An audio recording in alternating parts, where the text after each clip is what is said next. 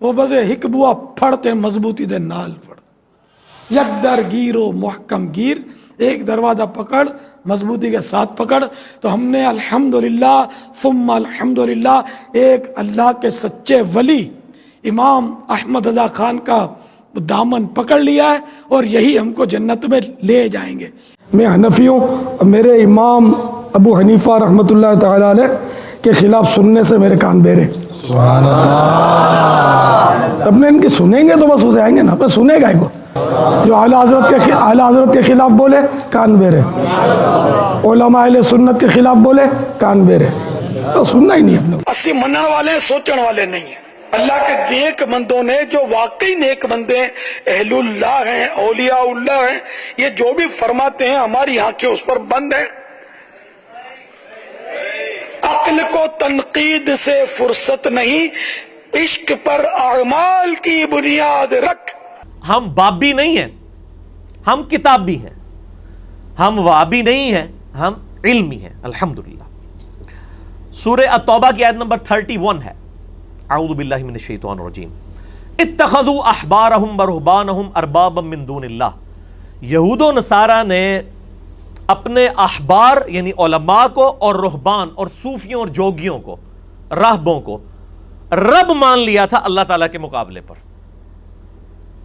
تو یہ بابوں کو ماننے والے کون ہوتے ہیں؟ یہود و نصارہ کا یہ ٹریک ہے، اور بخاری اور مسلم کی متفق علیہ حدیث ہے، میری امت میں وہی خرابیاں پیدا ہوں گی جو اگلوں میں پیدا ہوئی۔ صحابہ نے پوچھا کیا یہ اگلوں سے مراد یہود و نصارہ؟ آپ نے فرمایا اگر وہ نہیں تو اور کون لوگ مراد ہیں؟ سیم وہی خرابیاں، بخاری مسلم کے الفاظ ہیں، قدم با قدم بالشت بر بالشت، تم انہی کاموں میں پڑ جاؤ گے۔ اور امت دیکھیں پھر پڑھی ہے۔ اس کانٹیکسٹ میں ایک ضعیف روایت بھی ہے ترمذی کی، لیکن کچھ محدثین اسے صحیح کہتے ہیں، اور ہم جن کے لیے پیش کر رہے ہیں ان کے نزدیک بھی یہ روایت صحیح ہے۔ عدی بن حاتم رضی اللہ تعالیٰ عنہ کہتے ہیں یا رسول اللہ میں نے اسلام تو قبول کر لیا صلی اللہ علیہ وآلہ وسلم، لیکن قرآن کی ایک آیت مجھے بڑی کھٹکتی ہے، سورہ توبہ کی آیت نمبر 31، کہ یہود و نصارہ نے اپنے علماء اور اپنے بزرگوں کو، اپنے صوفیوں جوگیوں کو اپنا رب مان لیا تھا اللہ کے مقابلے پر۔ تو یا رسول اللہ ہم اپنے علماء کی پوجا تو نہیں کرتے تھے؟ تو آپ نے فرمایا یہ بتاؤ کہ کیا تم اپنے علماء اور اپنے ان جوگیوں کی باتوں کو بغیر دلیل کے کہ کتاب و سنت میں کیا لکھا ہے تمہارے انبیاء کی تعلیمات میں مان لیا کرتے تھے؟ ان کی شریعت کی حلال کی بھی چیزوں کو حلال اور حرام کی بھی چیزوں کو حرام نہیں مان لیا کرتے تھے؟ ان کا یا رسول اللہ ایسا ہی تھا۔ تو فرمایا یہی تو ان کو رب بنانا ہے۔ شریعت کا مالک اور اختیار والا کون ہے؟ اللہ۔ جب آپ یہ اختیار مولویوں کو، صوفیوں کو، جوگیوں کو دیں گے تو گویا کہ آپ ان کو رب کے مد مقابل لے کر ہیں، اور اس کی سپورٹ میں درجنوں آیات قرآن حکیم میں موجود ہیں۔ مسئلہ نمبر 71A ہے میرا، بزرگوں کی اندھا دھند پیروی کا انجام اور اس کا علاج، جس کے اندر میں نے یہ ساری آیات ڈیٹیل کے ساتھ کور کی ہیں کہ قیامت والے دن لوگ روئیں گے کہ اللہ ہم اپنے بزرگوں اور بابوں اور اپنے بڑوں کے پیچھے چلے جنہوں نے ہمیں گمراہ کر دیا۔ بسم اللہ الرحمن الرحیم۔ وَيَوْمَ يَعُضُّ الظَّالِمُ عَلَى يَدَيْهِ، اس دن ظالم شخص اپنا ہاتھ چبا کے منہ میں ڈالے گا، ایسا حیران ہوگا یہ کیا ہے، بزرگوں کے پیچھے میں رگڑا گیا، میں نے تو یہ سمجھا تھا انہوں نے مجھے چھڑانا ہے، یہ تو خود ہی ادھر جا رہے ہیں۔ اس دن ظالم شخص اپنا ہاتھ چبا کے منہ میں ڈالے گا، کہے گا یقول یا لیتنی اتخذت مع الرسول سبیلا، کہے گا ہائے افسوس کاش میں نے رسول اللہ کا راستہ اختیار کیا ہوتا۔ دیکھ لیں وہی بیماری، رسول کا راستہ اختیار کیا ہوتا۔ ہم نے الحمدللہ ثم الحمدللہ ایک اللہ کے سچے ولی امام احمد رضا خان کا دامن پکڑ لیا ہے، اور یہی ہم کو جنت میں لے جائیں گے۔ یا ویلتا، ہائے افسوس، لیتنی لم اتخذ فلانا خلیلا، کاش میں نے فلاں بزرگ کے ساتھ، فلاں شخص کے ساتھ، فلاں دوست کے ساتھ دوستی نہ گانٹھی ہوتی، اس کے پیچھے میں بیڑا غرق ہو گیا میرا۔ اور وہ کیا؟ لقد اضلنی عن الذکر، بے شک اس نے، میرے دوست نے تو مجھے گمراہ کر دیا اس الذکر قرآن سے، انا نحن نزلنا الذکر وانا له لحافظون، بعد اذ جاءنی، بعد اس کے کہ وہ حق میرے پاس آ چکا تھا، مجھے بتا دیا گیا تھا کہ بخاری اور مسلم میں نماز کا طریقہ یہ لکھا ہوا ہے، لیکن میرے دوستوں نے مجھے کہا نہیں نہیں نہیں، اتنے بزرگ پاگل تھے، بیڑا غرق کر دیا انہوں نے اپنا بھی اور میرا بھی۔ وَقَانَ الشَّيْطَانُ لِلْإِنسَانِ خَذُولًا. اب اللہ نے شیطان کہہ دیا کہ بے شک شیطان جو ہے وہ انسان کو بے یار و مددگار چھوڑنے والا ہے، قیامت والے دن کسی نے کام نہیں آنا. وَقَالَ الرَّسُولُ يَا رَبِّ اِنَّ قَوْمِ اتَّخَذُوا هَذَا الْقُرْآنَ مَهْجُورًا. اور رسول اللہ صلی اللہ علیہ وسلم کہیں گے اے اللہ میری قوم نے قرآن کو پیٹھ کے پیچھے ڈال دیا تھا، میری امت نے قرآن کو پیٹھ کے پیچھے ڈال دیا تھا. نبی صلی اللہ علیہ وسلم شکایت کریں گے، جس کی شکایت امام کائنات سید الاولین والآخرین شفیع المذنبین رحمت للعالمین سیدنا و مولانا امام اعظم محمد رسول اللہ صلی اللہ علیہ وسلم کر دیں، اس کی شفاعت کون کرے گا؟ ہمیں تو مولویوں نے صرف شفاعت والی حدیثیں سنائی ہیں، حق ہے، لیکن شکایت لگنی ہے جس نے قرآن کو پس پش ڈالا. شفاعت نہیں اس کی ہونی، پھر شکایت لگنی ہے. الٹا شکایت لگ گئی تو پھر بیڑا غرق. والعیاذ باللہ تعالی. اللہ کی پناہ میں آتے ہیں ہم. دوسرا موقع سورۃ الاحزاب کی آیت نمبر 66 اور 68. یوم تقلب وجوہہم فی النار. جب قیامت والے دن ان کے چہرے آگ پر تلے جا رہے ہوں گے، الٹ پلٹ کیے جا رہے ہوں گے جیسے یہ سیخ کباب. تو اللہ تعالیٰ ہمارے ان کے چہرے جب آگ پر الٹ پلٹ کیے جائیں گے، یقولون یا لیتنا اطعنا اللہ و اطعنا الرسول. یہ کہیں گے ہائے افسوس، کاش ہم نے اللہ کی اطاعت کی ہوتی، اس کے رسول کی ہوتی صلی اللہ علیہ وسلم. آگے بیماری بھی آ جائے گی ان کی کہ کیا ہے، وہ ساتھ ہی آگے وقالوا ربنا انا اطعنا سادتنا وکبرانا. یہ وہی اے رب ہمارے، ہم نے تو دنیا میں اطاعت کی تھی اپنے سعادت مند لوگوں کی، بڑے بڑے نورانی چہرے والوں کی. کہتے ہیں بڑا خوبصورت چہرہ ہے، یہودیوں کے بھی چہرے بڑے خوبصورت ہیں. الحمدللہ مجھے بھی ایک بندے نے اگلے دن میری ویڈیو پہ کمنٹس کیے ہوئے، وہ ہے دیوبندی مکتب فکر سے تھے، تو وہ مجھے کہنے لگے جی آپ کے چہرے پہ نورانیت نہ ہوتی تو میں آپ کے لیکچر بھی نہ دیکھتا. میں نے کہا یار اس نورانیت سے نہ دھوکہ کھاؤ، اس سے نورانی چہرے ہیں جو دنیا کو فراڈ کی طرف چلا رہے ہیں. ہم چہروں کے اوپر فیصلہ کرتے ہیں نا. تو کہیں گے اے رب ہمارے، ہم نے تو اطاعت کی بڑے بڑے سعادت مند لوگوں کی، وہ کبرانا اور بڑے بڑوں کی، اتنے بڑے بڑے، یہ وہ ہے کبرانا کبیر، بڑے بڑے میرے غوث پاک. فَأَضَلُّونَ السَّبِيلَ. تو انہوں نے تو یا اللہ ہمیں گمراہ کر دیا تھا دنیا میں، لیکن اب تو کچھ نہیں ہو سکتا. تو کہیں گے یا اللہ اب کچھ نہیں ہو سکتا، تو ایک ہماری ریکویسٹ ذرا سن لے. ربنا آتِهِمْ ضِعْفَيْنِ مِنَ الْعَذَابِ وَالْعَنْهُمْ لَعْنًا كَبِيرًا. اے اللہ ہمارے بزرگوں کو دگنا عذاب دے جن کی وجہ سے ہم گمراہ ہوئے، اور ان پر بڑی لعنت کر. چلو اب دنیا میں ہم تو نہیں جا کے بچ سکتے، لیکن انہوں نے جو ہمارا بیڑا غرق کیا ان کو دگنا عذاب دے. یہ وہ دوست کی کہہ رہے ہوں گے ہمارے بزرگوں کو جو یہاں ان کے ناموں پہ لڑ رہے ہوتے ہیں دوسروں کے ساتھ، وہاں کہیں گے یا اللہ ان کو دگنا عذاب دے، ان پر بڑی لعنت فرما جن کی وجہ سے ہم نے نبی صلی اللہ علیہ وسلم کا مبارک دامن کرم چھوڑ دیا تھا. یار نہ کر، خدا دا واسطہ نہ کرو اس طرح. یہاں بھی معاملہ ختم نہیں ہوا. تیسرا موقع تو اس سے بھی خطرناک آیت ہے، سورہ حامیم السجدہ آیت نمبر 29. ربنا ارنا الذین اضلانا من الجن والانس.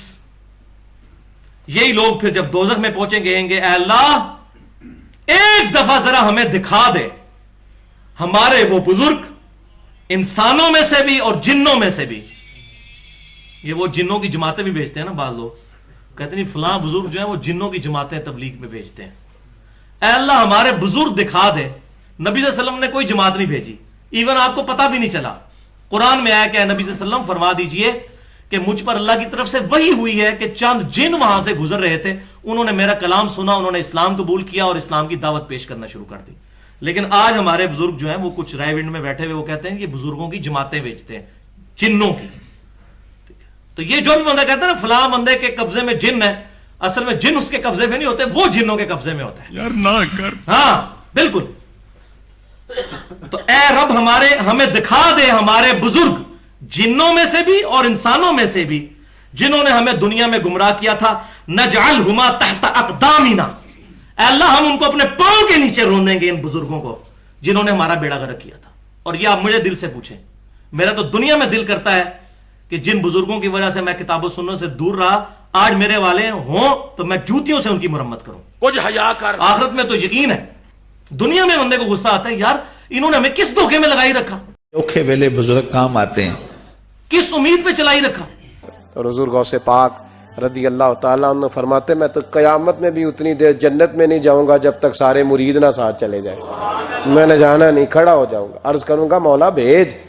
تو قیامت والے دن کہیں گے اللہ ہمارے بزرگوں کو جنوں اور انسانوں میں سے ہمارے حوالے کر دے, نجعلہما تحت اقدامنا, ہم پاؤں کے نیچے ان کو رونے, لیکون من الاسفلین, تاکہ دوزخ کے سب سے نچلے حصے میں پہنچے. میرے غوث پاک اتھے واڑ کے نا انہوں دوزخ دے تھڑے حصے تا ساڑی روح سکون ملنا ہے, لیکن کوئی نہیں ملنا. لیکن وہاں غصہ پھر یہ نکلے گا. تو بھائیو اس دن آنے سے پہلے پہلے نبی صلی اللہ علیہ وسلم کے مبارک دامن کرم کو تھام لیں اور ان سے اعلان برات کر لیں, ادروائز بیڑا غرق ہونے والا ہے. اور سورہ بنی اسرائیل میں جو 10 کمانڈمنٹس آئی ہیں جو تورات کے اندر بھی موجود تھی, سورہ بنی اسرائیل کی آیت نمبر 36 میں 9th کمانڈ آئی ہے, اعوذ باللہ من الشیطان الرجیم, وَلَا تَقْفُ مَا لَيْسَ لَكَ بِهِ عِلْم, اے انسان کسی چیز کی پیروی اس وقت تک مت کر جب تک کہ تو اس کے بارے میں علم نہ حاصل کر لے. اِنَّ السَّمْعَ وَالْبَصَرَ وَالْفُؤَادَ كُلُّ أُولَٰئِكَ كَانَ عَنْهُ مَسْئُولًا, بے شک کان, آنکھیں اور عقل یعنی دماغ یا دل, اس کے بارے میں تم سے پوچھا جائے گا. یہ 3 انسٹرومنٹس یوز کر کے تم نے حق بات حاصل کرنے کی کوشش کیوں نہیں کی. اس میں بھی دیکھیں وَلَا تَقْفُ مَا لَيْسَ لَكَ بِهِ عِلْم, علم کے بغیر کسی چیز کی پیروی نہ کرو. ہمارے نبی صلی اللہ علیہ وآلہ وسلم کو ایک ہی دعا سکھائی گئی ہے اس حوالے سے. یہ نہیں سکھائی گئی کہ اے اللہ میرے جذبات میں اضافہ کر دے, میری مستی میں اضافہ کر دے, میرے عشق و سرور میں اضافہ کر دے. نہیں, ایک دعا قرآن میں, قُلْ رَبِّ زِدْنِي عِلْمًا.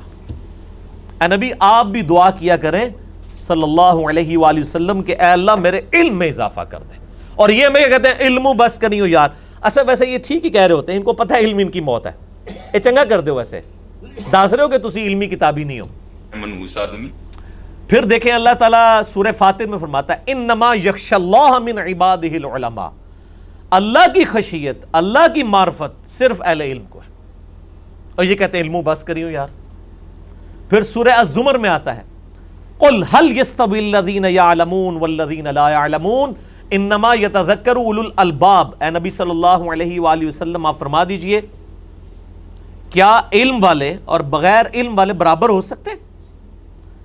نصیحت تو نہیں حاصل کرتے مگر عقل والے. اور ایک اندن چلے عشق دے چلے نمبر لے گئے, اور قرآن کہہ رہا ہے عقل والے. اچھا عشق دے چلے دنیا نمبر لے جاندے نے کیونکہ نچدے نے تے ویلاں پیندیاں نے, صحیح کہنے سے دنیا نمبر لے گئے, آخرت میں نہیں. ٹھیک کہتے ہیں عشق دے چلے نمبر لے گئے دنیا, آخرت جڑے نا وہ چلے نہیں, عقل والے اور علم والے انشاءاللہ تعالی. باقی میرے بھائیوں, نبی صلی اللہ علیہ وآلہ وسلم کا حجۃ الوداع کا جو خطبہ ہے صحیح سند کے ساتھ کتاب العلم چیپٹر میں المستدرک للحاکم میں انٹرنیشنل نمبر کے مطابق 318 نمبر حدیث ہے. ابن عباس کہتے ہیں کہ نبی صلی اللہ علیہ وآلہ وسلم نے حجۃ الوداع کے موقع پر فرمایا میں اپنے بعد تم میں 2 ایسی چیزیں چھوڑ کر جا رہا ہوں جن کو مضبوطی سے پکڑ لوگے کبھی گمراہ نہیں ہوگے. ایک اللہ کی کتاب ہے اور دوسرے اس کے محبوب صلی اللہ علیہ وآلہ وسلم کی سنت. اب یہ اللہ کی کتاب اور سنت, آپ صلی اللہ علیہ وآلہ وسلم کے سامنے حجۃ الوداع کے موقع پر ہزاروں اصحاب تھے, آپ یہ بھی کہہ سکتے تھے میں ان کو چھوڑ کے جا رہا ہوں. آپ نے نہیں فرمایا کیونکہ ان کا سٹیٹس بھی وہی ہونا تھا. نبی علیہ السلام فوت ہوئے 11 ہجری میں, 13 ہجری میں سیدنا ابو بکر بھی فوت ہو گئے. اگر ابو بکر کے حوالے امت کو کر کے جاتے تو انہوں نے بھی تو فوت ہو جانا تھا. پھر 24 ہجری کے اندر سیدنا عمر بھی شہید ہو گئے, 35 ہجری میں سیدنا عثمان بھی شہید ہو گئے, اور 40 ہجری میں سیدنا علی بن ابی طالب بھی شہید ہو گئے, خلافت راشدہ ختم ہو گئی. اور آخری صحابی ابو طفیل عامر بن واثلہ المتوفی 110 ہجری 110 ہجری میں آخری صحابی نبی علیہ السلام کی وفات کے 100 سال کے بعد فوت ہوئے ہیں, ابو طفیل عامر بن واثلہ رضی اللہ تعالیٰ عنہ. آج آخری صحابی کو بھی فوت ہوئے نا میرے بھائی 1329 سال گزر چکے ہیں, آخری صحابی کو فوت ہوئے بھی, کیونکہ 1439 ہجری چل رہا ہے. تو نبی صلی اللہ علیہ وآلہ وسلم اگر کسی شخصیت کے حوالے کر کے جاتے تو اس نے فوت ہو جانا تھا. آپ ہمیں کتابوں کے حوالے, کتاب اللہ اور سنت کے حوالے کر کے. اور پھر دیکھیں غدیر خم کا جو خطبہ ہے، صحیح مسلم میں اوپر تلے 4 حدیثیں ہیں، فضائل علی والے چیپٹر میں انٹرنیشنل نمبر کے مطابق 6225 سے لے کے 6228 تک، اپنی وفات سے تقریباً 1.5-2 مہینے پہلے آپ نے حجۃ الوداع کے بعد مدینہ شریف واپس آتے ہوئے خم نامی گاؤں میں پانی کے لیے پڑاؤ کیا، اور کنکلوڈنگ گفتگو تھی، اونٹ کے پالان کا ممبر رکھا گیا، اسے غدیر خم کی حدیث کہتے ہیں۔ اس پہ میرا یوٹیوب پہ کلپ ہے، میں نے 8 طرق اس کے اہل سنت کی کتابوں سے بتائیں، آج میں ڈیٹیل میں نہیں جاؤں گا۔ آپ نے فرمایا لوگوں آگاہ ہو جاؤ، میں بھی ایک انسان ہوں، قریب ہے کہ اللہ کا قاصد یعنی موت کا فرشتہ میرے پاس آئے اور میں اس کی دعوت قبول کر لوں، یعنی ہر شخص نے جانا ہے، میں بھی دنیا سے چل جاؤں۔ میں اپنے بعد تم میں 2 بھاری چیزیں چھوڑ کر جا رہا ہوں، ان میں سے پہلی چیز اللہ کی کتاب ہے، اس میں ہدایت ہے، اس میں نور ہے، تم اللہ کی کتاب کو پکڑو، اپنا تعلق اس کتاب کے ساتھ مضبوط کرو۔ اللہ کی کتاب اللہ کی رسی ہے، جو اسے پکڑے گا وہ ہدایت پر ہوگا، جو چھوڑ دے گا گمراہ ہو جائے گا۔ اور زید ابن ارقم کہتے ہیں نبی علیہ السلام کہتے رہے اللہ کی کتاب، اللہ کی کتاب، اللہ کی کتاب، لیکن امت نے کتاب چھوڑ دی، کتابیں چھوڑ دیں، کتابوں کو چھوڑ دیا، بابوں کو پکڑ لیا۔ اوکھے ویلے بزرگ کام آتے ہیں، بابی نہ بڑھو، کتابی بڑھو۔ نہ میں وابی، نہ میں بابی، میں ہوں مسلم علمی کتابی۔